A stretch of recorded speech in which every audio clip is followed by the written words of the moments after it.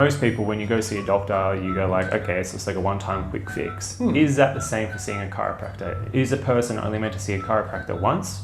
Or is it like meant to develop like an ongoing healthcare plan where they kind of see a chiropractor integrated into their life regularly? The second is obviously the more ideal. You can look at it in both forms. You can look at it for a bit of pain relief, but the challenge with that is you're not correcting the cause of the situation, so it's most likely going to reoccur. The consistency of the care, think of it the same way as you do anything else in your life, where you're eating well, exercising, things like that. It's not something you just go to the gym and you do it once and that's it. You have to be consistent with that care to get better results and to look after yourself long term. The frequency that you see a chiropractor is more important, and that's more dependent on what you can do for yourself.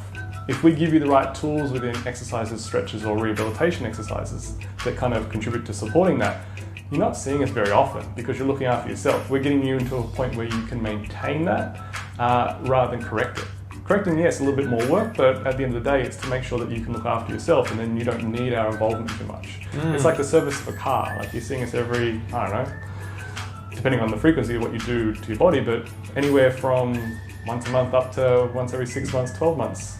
Because you're doing all the right things to look after it now. You don't need that assistance to get you back on track.